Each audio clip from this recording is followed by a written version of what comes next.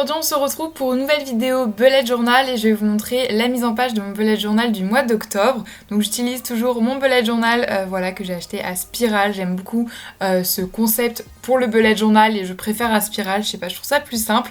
Donc si vous n'avez pas vu ma vidéo du mois de septembre, c'était la thématique un petit peu café automnal. Donc voilà, je vous invite à aller voir la vidéo si cela vous intéresse, je vous la mettrai dans le petit i. Et maintenant on va commencer avec la thématique de ce mois d'octobre. Donc j'avais envie de faire un truc qui regroupait un petit peu l'automne tout simplement avec des couleurs automnales, etc. Donc ce que j'ai fait, j'ai commencé par dessiner une citrouille. C'est vraiment un dessin hyper facile à faire. Il suffit de faire les ovales et ensuite les relier au milieu avec la queue de la citrouille tout simplement. Et sur le côté, j'ai dessiné un petit chat. Alors ça, je me suis surprise à plusieurs fois, mais en fait, je l'ai dessiné d'abord au crayon de bois. Mais finalement, on y arrive avec de l'entraînement, j'ai envie de dire. Et sur la tête du chat, je lui ai fait une petite citrouille pour le rappel de la thématique. Donc la thématique, c'est un peu les chats, les citrouilles, etc. Et j'ai dessiné des petites pattes de chat en dessous. Et pour faire un petit peu une structure à ma couverture, j'ai fait un Polaroid en fait, que j'ai dessiné autour de mon dessin. Et j'ai fait des petits fanions au-dessus. Ensuite, je suis venue marquer octobre en calligraphie en dessous. Et là, vous me voyez colorier avec mes Crayolas pour donner un petit peu de couleur. Donc voilà, j'utilise des couleurs automnales comme je l'ai dit. Vous le voyez de toute façon à gauche de l'écran. Je colorie le chat en gris. Je voulais pas le faire en noir, sinon on n'allait pas trop voir le dessin. Donc j'ai préféré le faire en gris. Et voilà le résultat de ma couverture. Donc j'aime beaucoup cette couverture, elle est très automnale comme je l'ai dit. Donc voilà, elle est assez simple, mais j'aime plutôt bien. On va passer à la seconde page, donc c'est la page de mes objectifs. Donc j'ai déjà fait la structure de base, donc les deux encadrés et le rectangle en dessous pour marquer la conclusion. Donc je viens noter conclusion justement dans l'encadré en dessous.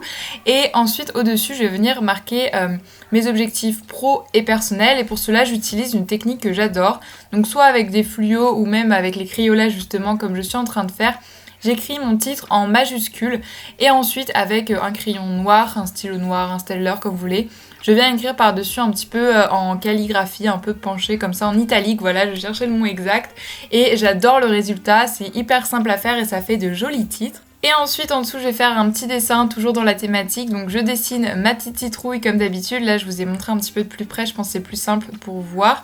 Et ensuite j'ai dessiné comme s'il y avait un chat qui passait derrière, donc j'ai fait la petite queue courbée et les petites oreilles et j'ai mis des petites traces de pattes de chat. Voilà, je trouve ces dessins assez rigolos, je les mets bien et ensuite bien sûr je les coloriais comme d'habitude, sauf que cette fois la citrouille je l'ai fait un petit peu plus claire, voilà, avec un orange et jaune, voilà.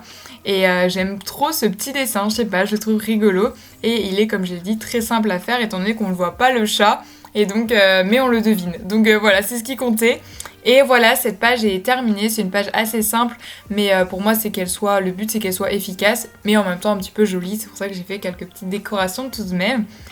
Et maintenant, on va passer à la page à côté. Donc là, vous allez voir dans un instant que je vais tourner mon bullet journal. Donc je vais le prendre dans le format paysage et non portrait pour y faire le calendrier mensuel. Je trouve ça beaucoup plus simple et ça me permet d'avoir des cases quand même assez grandes pour pouvoir écrire des événements, etc. Donc j'ai déjà fait le quadrillage basique avec mon stylo noir en pointe 0,1.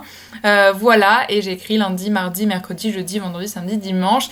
Et ensuite avec mon Crayola, je viens faire des lignes sur chacune des cases et en fait je viens noter dessus le numéro du jour, voilà, tout simplement. Et c'est une technique très facile et très pratique. Et ensuite, en dessous, je vais faire encore un petit dessin pour appeler la thématique. Celui-ci est vraiment très simple. J'ai fait des guirlandes de fanions et j'y ai ajouté deux Polaroids où à l'intérieur, j'ai fait pour un une patte de chat et pour l'autre une petite citrouille. Et après, j'ai colorié. C'était vraiment un truc assez basique, mais je trouvais qu'il y restait un espace. Donc j'avais très envie de combler cet espace avec un petit dessin.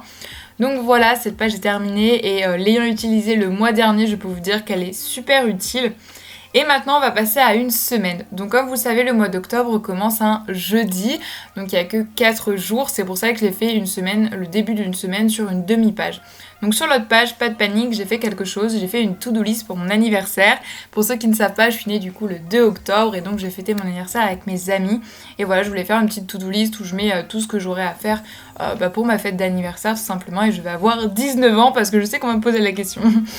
Ensuite, donc sur ma page d'à côté, je viens écrire octobre et je fais un petit calendrier en dessous où je surligne la semaine où on est et ça c'est vraiment aussi super pratique. Et ensuite j'ai fait des cases rectangles où tout simplement j'ai marqué les jours de la semaine, donc jeudi, vendredi et le week-end. J'ai toujours une case week-end, ça me sert à rien de séparer le samedi et dimanche puisque je fais un petit peu moins de trucs en général. Et voilà, ce bullet journal du mois d'octobre est terminé. J'espère qu'il vous a plu, mais surtout vous a inspiré pour vos propres bujots. N'hésitez pas à me dire votre avis en commentaire. Et comme d'habitude, n'hésitez pas à me proposer des thématiques pour les prochains mois, donc le mois de novembre et décembre par exemple. Voilà, moi je vous fais d'énormes bisous, prenez soin de vous et on se retrouve très bientôt pour la prochaine vidéo. Enfin d'ailleurs, la semaine prochaine, le 3 octobre. Voilà, bisous.